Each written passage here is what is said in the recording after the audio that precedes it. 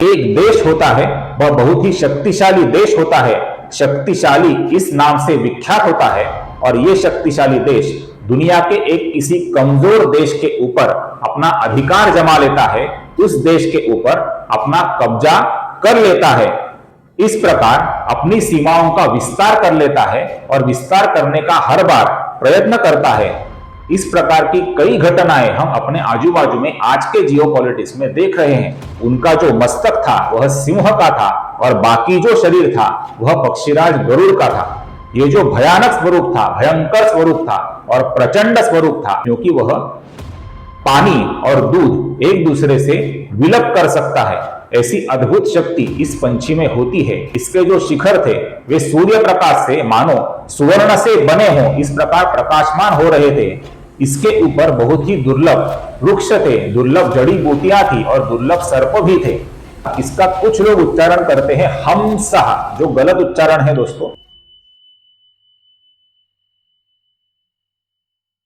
नमस्कार दोस्तों, पुष्कराज विष्णुस्तुति @विष्णुस्तुति DRPUV इस आध्यात्मिक यूट्यूब चैनल पर मैं डॉक्टर पुष्कराज उदयवर्तक अर्थात DRPUV आप सभी दर्शकों का हार्दिक स्वागत करता हूं। पिछले कुछ वीडियो के माध्यम से हम श्री विष्णु सहस्त्र नाम शुद्ध उच्चारण एवं संक्षिप्त हिंदी अर्थों का अध्ययन कर रहे हैं और इस मालिका का आज का हमारा श्लोक क्रमांक 21 का वीडियो है। वीडियो को शुरुआत करने से पहले आप सभी से मेरी नम्र विनती है, कृपया इस वीडियो को स्किप किए बिना अंत तक जरूर देखिए, क्योंकि बहुत ही इंटरेस्टिंग जानकारी इस वीडियो के माध्यम से आज आपको मिलने जा रही है। कृपया वीडियो को अंत तक जरूर देखिए। तो चलिए वीडियो को शुरुआत करते हैं। आज का हमारा श्लोक है श्लोक क्रमांक 21, श्लोक 21, और यह श्लोक इस प्रकार है। मरीचिर्दमनो हंसः सुपर्णो भुजगोत्तमः हिरण्यनाभः सुतपाः पद्मनाभ प्रजापति। अब गौर से कुछ चीजों की तरफ ध्यान दीजिए दोस्तों। इसका पहला नाम है मरीचि, इसमें री दीर्घ है, ची ह्रस्व है। मरीचि का जो विसर्ग है इसके आगे द आने के बाद इस विसर्ग का बन जाता है र। दमनहा का जो विसर्ग है उसके आगे ह आने के पश्चात दमनहा का बन जाता है दमनो। आगे जो शब्द है हंसहा, इसका कुछ लोग उच्चारण करते हैं हमसहा, जो गलत उच्चारण है दोस्तों। इसका सही उच्चारण है ह और अनुस्वार की जगह पर हल्का सा वो, हंसहा, हंसहा। हंसहा का जो विसर्ग है इसके आगे स आने के पश्चात विसर्ग की जगह पर हल्का सा स ऐसा उच्चारण होता है। सुपर्णहा का जो विसर्ग है इसके आगे भ मृदु व्यंजन आया है, तो इसकी वजह से सुपर्णहा का बना है सुपर्णो। आगे का शब्द है हिरण्यनाभा, इस विसर्ग के आगे सुतपा का स आने के बाद इस विसर्ग का भी हल्का सा स बन जाता है, हिरण्यनाभ सुतपाहा होता है। एक चीज गौर से देखिए, ये आगे का शब्द है सुतपाहा, मूल शब्द है सुतपस, इसका ये रूप है सुतपाहा। कुछ लोग इसका उच्चारण सुतपहा ऐसा करते हैं। ओ के आगे विसर्ग नहीं है दोस्तों, पा के आगे विसर्ग है, सुतपाहा ऐसा इसका सही उच्चारण है। इसके आगे पद्मनाभा का प आने के बाद विसर्ग का हल्का सा फ बन जाता है, और पद्मनाभा के आगे प्रजापति है, तो इस विसर्ग के आगे भी प आने की वजह से इस विसर्ग का भी हल्का सा फ इस प्रकार उच्चारण होता है। तो ये संपूर्ण श्लोक का उच्चारण हम दो तरीके से कर सकते हैं दोस्तों। पहला तरीका है हर 8 अक्षरों के बाद विराम या पॉज लेना, अर्थात मरीचिर्दमनो हंसः पॉज, सुपर्णो भुजगोत्तमः पॉज, हिरण्यनाभः सुतपाः पॉज, पद्मनाभः प्रजापति। यह हुआ पहला तरीका। दूसरा तरीका है इस श्लोक को लगातार पढ़ना, अर्थात पहली पंक्ति के बाद पॉज लेकर दूसरी पंक्ति को कंटिन्यूटी में पढ़ना। अर्थात दूसरा तरीका ऐसा है, मरीचिर्दमनो हंसः सुपर्णो भुजगोत्तमः हिरण्यनाभः सुतपाः पद्मनाभः प्रजापति। फिर से एक बार देखिए, मरीचिर्दमनो हंसः सुपर्णो भुजगोत्तमः हिरण्यनाभः सुतपाः पद्मनाभः प्रजापति। क्लियर? अब हम इन शब्दों के संक्षिप्त हिंदी अर्थों का विचार करते हैं। पहला नाम है, पहला शब्द है मरीचि। मरीचि इस शब्द के, इस नाम के कुल 4 प्रमुख अर्थ है दोस्तों। पहला अर्थ है तेजस्वियों में तेजस्वी जो सूर्य भगवान हैं, उन सूर्य का हर एक किरण जो होता है उसको कहा जाता है मरीचि। इन किरणों की माला बनाकर सूर्य भगवान अपने गले में पहनते हैं, ऐसी कल्पना करते हुए सूर्य भगवान को कहा गया है मरीचि माली। और सूर्य भगवान नारायण का ही तेजस्वी स्वरूप है। इस अर्थ से यह पहला नाम है मरीचि। इस नाम का दूसरा अर्थ है ब्रह्मदेव के जो प्रजापति नाम के मानस पुत्र थे, उनमें एक प्रजापति थे मरीचि, उनको नारायण का स्वरूप माना जाता था। मरीचि नाम का तीसरा अर्थ है भगवान श्री कृष्ण के जो कई नाम है, उन नामों में एक नाम है मरीचि। इस नाम का चौथा अर्थ है अपने सनातन धर्म में और हिंदू संस्कृति में जो 49 मरुद्गण है दोस्तों, उनमें मरीचि मैं हूं, ऐसा भगवान श्री कृष्ण ने श्रीमद् भगवद गीता में कहा है। आप सभी जानते हैं रामचरितमानस का जो सुंदर कांड है, उसमें एक पंक्ति है, चले मरुत 49। तो ये जो 49 मरुद्गण है, उनमें मरीचि नाम का जो प्रमुख मरुद्गण है वह नारायण श्री हरि विष्णु का स्वरूप है। ये हुआ इस नाम का चौथा अर्थ। आगे का नाम है दमनः। इसका पहला अर्थ है जो नारायण श्री हरि विष्णु तथा उनके विभिन्न अवतार अपने शत्रुओं को परास्त करते हैं, उनको शत्रुओं का दमन करने वाले, रिपु दमन, अरि दमन, इस अर्थ से यहां पर दमनः कहा गया है। और इस नाम का दूसरा अर्थ है वह शिवशंकर महादेव जी से जुड़ा हुआ है। प्रहलाद को हिरण्यकशिपु से बचाने के लिए और हिरण्यकशिपु का वध करने के लिए नारायण ने जो नरसिंह स्वरूप धारण किया था, उसके क्रोध को शांत करने के लिए शिवशंकर महादेव ने शरभ नाम का एक अत्यंत भयंकर स्वरूप धारण किया था, जिसमें उनका जो मस्तक था वह सिंह का था और बाकी जो शरीर था वह पक्षीराज गरुड़ का था। ये जो भयानक स्वरूप था, भयंकर स्वरूप था और प्रचंड स्वरूप था, उस शिवशंकर महादेव के शरभ स्वरूप को सर्व अर्थात शिवशंकर महादेव का नरसिंह भगवान के क्रोध को दमन करने वाला स्वरूप अर्थात सर्व दमन स्वरूप, इस अर्थ से यहां पर कहा गया है दमनः, क्योंकि शिवशंकर महादेव और नारायण एक दूसरे से अभिन्न है। आगे का नाम है हंसः। इस नाम के कुल 5 प्रमुख अर्थ है दोस्तों। पहला अर्थ है राजहंस नाम का बहुत ही सुंदर दिखने वाला सफेद रंग का पंछी, जिसको नीरक्षीर विवेकी इस प्रकार जाना जाता है, क्योंकि वह पानी और दूध एक दूसरे से विलप कर सकता है। ऐसी अद्भुत शक्ति इस पंछी में होती है। इस राजहंस नाम के पंछी को नारायण का स्वरूप मानते हुए कहा गया है हंसः। इसका दूसरा अर्थ है जिन नारायण श्री हरि विष्णु ने ब्रह्मदेव को हंस पंछी का स्वरूप धारण करते हुए वेदों का और शास्त्रों का ज्ञान दिया था, उन नारायण को यहां पर कहा गया है हंसः। हंस नाम का जो पंछी है, राजहंस नाम का जो पंछी है, वह 3 देवताओं का वाहन माना गया है दोस्तों। इनमें पहले है ब्रह्मदेव, दूसरी है सरस्वती मां और तीसरे है शनिदेव। इस अर्थ से भी यह नाम है हंसः। हंसः इस नाम का चौथा अर्थ है जीवात्मा और परमात्मा। अपने सनातन धर्म में और हिंदू संस्कृति में एक सुप्रसिद्ध वचन है हंसः सोहम।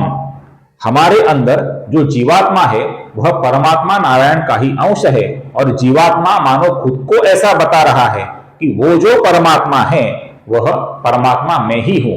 हंसः सोहम, इस अर्थ से जीवात्मा को और परमात्मा को दोनों को यहां पर नारायण का स्वरूप इस अर्थ से कहा जाता है हंसः। हंसः इस नाम का जो 5वां अर्थ है वह बहुत ही इंटरेस्टिंग अर्थ है दोस्तों। एक देश होता है, वह बहुत ही शक्तिशाली देश होता है, शक्तिशाली इस नाम से विख्यात होता है, और यह शक्तिशाली देश दुनिया के एक किसी कमजोर देश के ऊपर अपना अधिकार जमा लेता है, उस देश के ऊपर अपना कब्जा कर लेता है। इस प्रकार अपनी सीमाओं का विस्तार कर लेता है और विस्तार करने का हर बार प्रयत्न करता है। इस प्रकार की कई घटनाएं हम अपने आजू बाजू में आज के जियोपॉलिटिक्स में देख रहे हैं। इस पार्श्वभूमि पर यह अर्थ है दोस्तों, पुराने जमाने में ऐसे कुछ राजा होते थे जो अपनी विद्यमान प्रजा और विद्यमान सीमाओं में संतुष्ट होते थे। इन राजाओं को कहा जाता था दोस्तों हंसः। इस प्रकार के जो राजा होते थे उनको नारायण का ही स्वरूप माना जाता था, और ये हुआ हंसः इस नाम का पांचवा अर्थ। आगे का नाम है दोस्तों सुपर्णः। सुपर्णः इस नाम के दो प्रमुख अर्थ हैं। पहला अर्थ है दोस्तों जिनके पंख या पर बहुत ही सुंदर होते हैं, ऐसे जो भी पंछी होते हैं उन सभी पंछियों को नारायण का स्वरूप मानते हुए कहा जाता है सुपर्णः। इनमें है पक्षीराज गरुड़ जो स्वयं नारायण श्री हरि विष्णु के वाहन है, और दूसरे हैं मयूर या मोर जो भगवान कार्तिकेय जी का वाहन है। ये जो प्रमुख पंछी हैं इनको कहा जाता है सुपर्णः। इनमें जो पक्षीराज गरुड़ है उनको तार्क्ष ऐसा भी नाम है, और वे विघ्न निवारक अरिष्ट निवारक माने गए हैं। स्वस्ति नस्तार्क्ष्यो अरिष्ट नेमि, ये जो पक्षीराज गरुड़ है इनको नारायण का स्वरूप मानते हुए कहा गया है सुपर्णः। सुपर्णः इस नाम का जो दूसरा अर्थ है वो अर्थ है सुंदर पत्तों वाले, सुंदर पर्णों वाले जो वृक्ष होते हैं, जैसे कि अशोक वृक्ष या पालाश वृक्ष। ऐसे कई वृक्ष हैं जिनके पत्ते पीले होते हैं, गुलाबी होते हैं, हरे होते हैं और बहुत ही सुंदर दिखने वाले ये वृक्ष होते हैं। इन सभी को कहा गया है सुपर्णः। तथा अपने सनातन धर्म में जो विभिन्न वेद शास्त्र पुराण है उनको मानो सनातन धर्म रूपी वृक्ष के सुंदर पत्ते ऐसा माना गया है, और इस प्रकार ये जो वेद शास्त्र पुराणों के सुंदर पत्तों वाला सनातन धर्म रूपी विशाल वृक्ष है इसको भी कहा गया है सुपर्णः। तथा श्रीमद् भगवद गीता में भगवान श्री कृष्ण ने 15वें अध्याय की शुरुआत में कहा है ऊर्ध्वमूलमधः शाखम् अश्वत्थं प्राहुरव्ययम् छन्दांसि यस्य पर्णानि यस्तं वेद स वेदवित्। इस प्रकार ऊपर की तरफ मूल और नीचे की तरफ विस्तारित शाखाएं, इस प्रकार जो संसार वृक्ष है तथा सनातन धर्म का भी जो भगवान से उत्पन्न हुआ विशाल वृक्ष है, इन दोनों वृक्षों को सुंदर पत्तों वाला या सुंदर पर्णों वाला वृक्ष इस अर्थ से कहा गया है सुपर्णः।